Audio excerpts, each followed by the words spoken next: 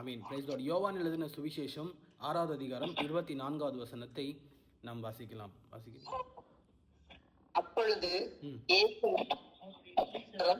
அங்கே இல்லாத ஜனங்களை கண்டு உடனே அந்த படகு ஏறி இயேசுவை தேடிக்கொண்டு கப்பர்நகமுக்கு வந்தார்கள். இயேசுவை தேடி கப்பர்நகமுக்கு வந்தார்கள். Yes, thank you sister. Yes sister, படிங்க. பாரதி மாஸ்டர். 6:24.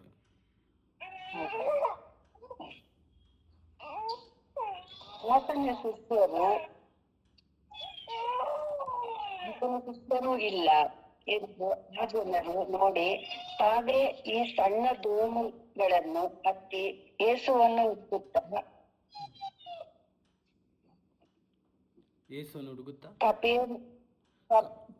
ಕಪೆರ್ನೌಮಿಗೆ ಬಂದರು.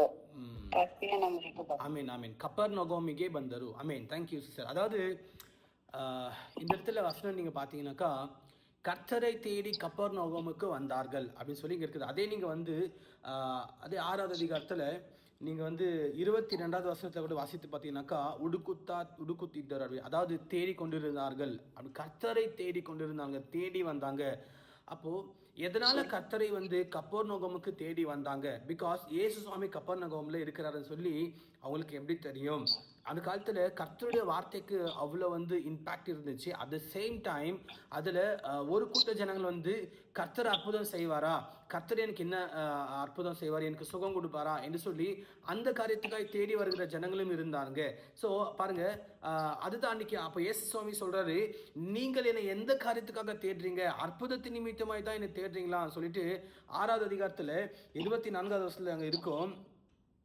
ಆತನ ಶಿಷ್ಯರು ಇಲ್ಲ ಎಂದು ಆ ಜನರು ನೋಡಿ ತಾವೇ ಆ ಸಣ್ಣ ದೋಣಿಯನ್ನು ಹತ್ತಿ ಯೇಸುವನ್ನು ಹುಡುಕುತ್ತಾ கப்பர்நகோமிಗೆ ಬಂದರು சொல்லியிருக்குது. அதாவது எதனால வந்தாங்கன்னா, கர்த்தர் செய்த அற்புதத்தின் நிமித்தமாய். அற்புதம் நடக்குமா, ஒரு காரியம் நடக்குமா, ஒரு விடுதலை கிடைக்குமான்னு சொல்லி அந்த ஜனங்க வந்து கர்த்தரை நோக்கி தேடி வருகிற ஜனங்களை அங்கே வசனம் இருக்கிறது. கர்த்தர் அதை சொல்ல, நீங்கள் வந்து என்ன எதை தேடி வரீங்க? நான் செய்த அற்புதத்தை நீங்கள் தேடி, அற்புதத்தினால நீங்கள் தேடி வரீங்க, அதுதான் உண்மைன்னு சொல்லி அங்கே சொல்லுகிற ஜனங்க. ஆனால் ஒரு கூட்ட ஜனங்க வந்து கர்த்தருடைய வார்த்தைக்காக வந்து ஜனங்களே இருக்கிறாங்க. ஆனால் இன்னும் ஒரு கூட்ட ஜனங்கள் வந்து கர்த்தர் அற்புதம் செய்வாரா, கர்த்தர் எனக்கு ஒரு அற்புதம் செய்வாரா, என் வாழ்க்கையில் ஒரு மாற்றம் வருமானு சொல்லி என்ன சொல்லி தேடி வருகிற ஜனங்களும் இருந்தார்கள்.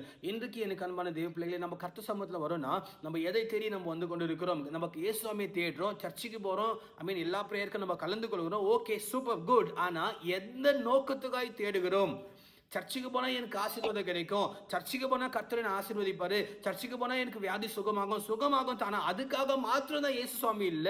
கர்த்தருக்கு நம்ம சபைக்கு போக வேண்டியது தேவனை ஆராதிக்க நாம் கடந்து போகணும், தேவனை உயர்த்த நாம் கடந்து போகணும். ஆனா இன்னைக்கு சபைக்கு எதுக்காக போய் கொண்டு இருக்கிறோம்? கர்த்தரை ஆராதிக்க போறோமா, இல்ல எனக்கு என்ன கிடைக்கும் சொல்லி போறோமா? எனக்கு ஏதாவது கிடைக்கும், கர்த்தர் வந்து எனக்கு அற்புதம் பண்ணுவாரு, கர்த்தர் எனக்கு ஆசீர்வாதம் கொடுப்பாரு, அதுக்காக மாத்திரம் சபையல்ல, தேவனை ஆராதிக்க நம்ம போய் கொண்டு இருக்கிறோமா? கொஞ்சம் யோசித்து பாருங்க. இன்னைக்கு church is to worship God, கர்த்தரை ஆராதிக்கிற ஒரு இடம்.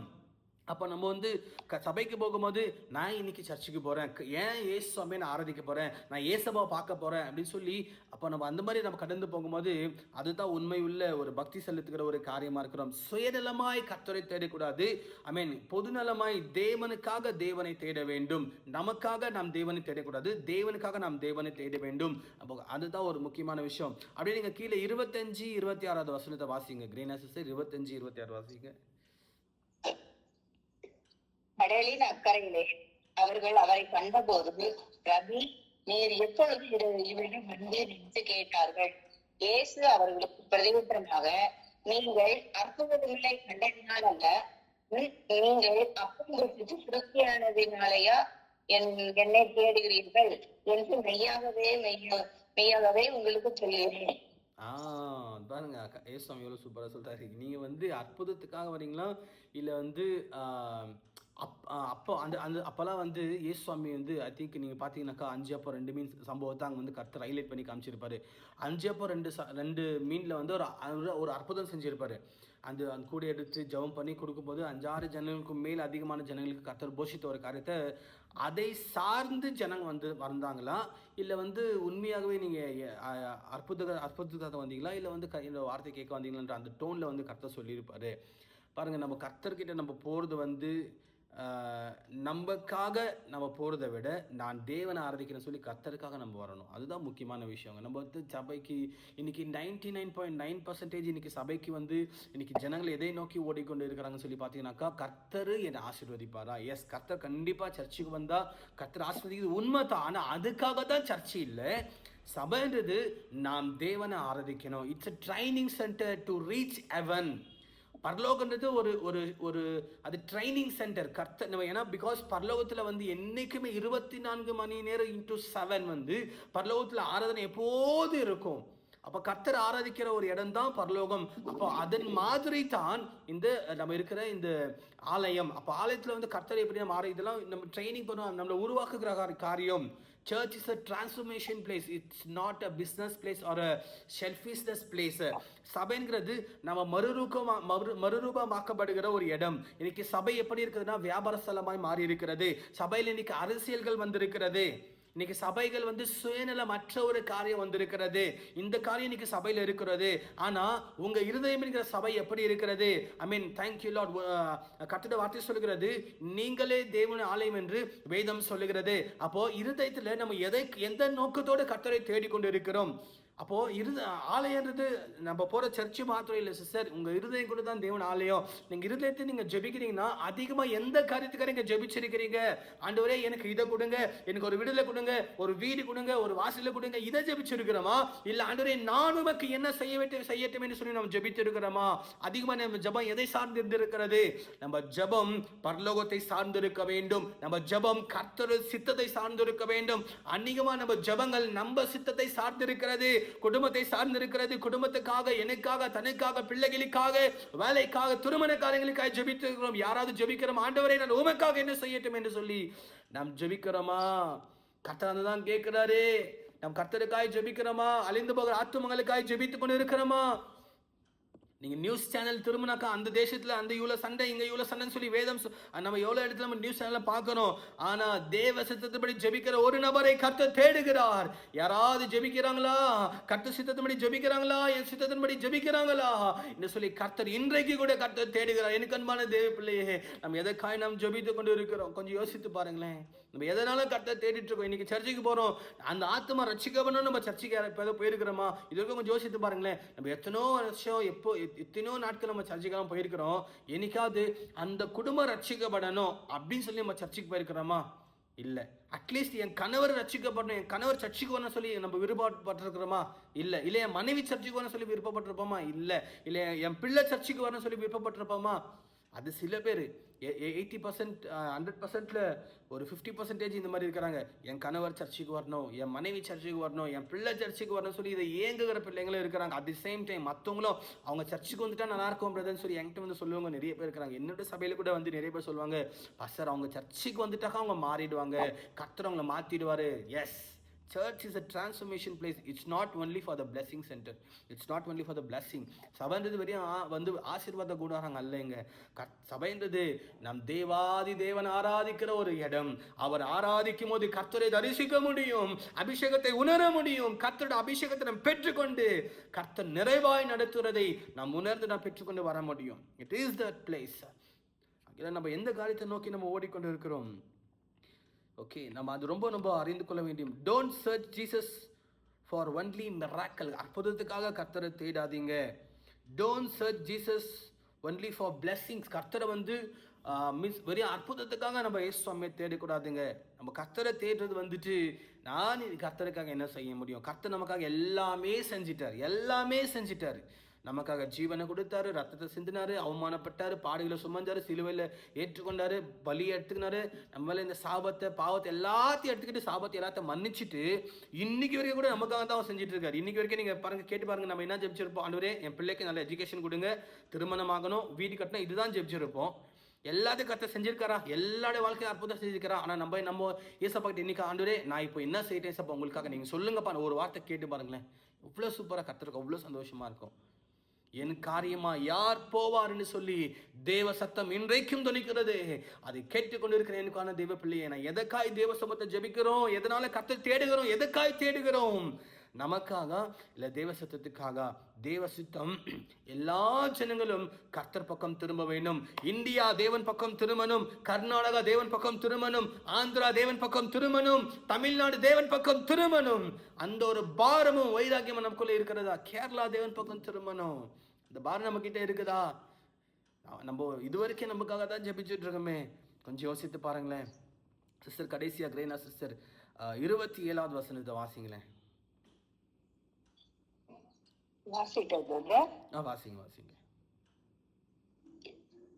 ದುಡಿಯಿರಿ, ಬಿಟ್ಟು ಹೋಗುವ ಆಹಾರಕ್ಕಾಗಿ ದುಡಿಯಬೇಡಿರಿ, ನಿತ್ಯ ಜೀವಕ್ಕೆ ಉಳಿಯುವ ಆಹಾರಕ್ಕಾಗಿ ದುಡಿಯಿರಿ.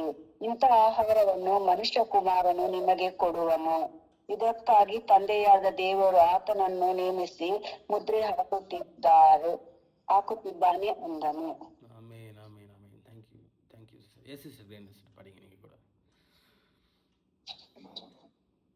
அழிந்து போகிற போஜனத்திற்காக அல்ல, நித்திய ஜீவன் வரைக்கும் நிலைத்திருக்கிற போஜனத்திற்காகவே கிரியை நடத்தியுங்கள்.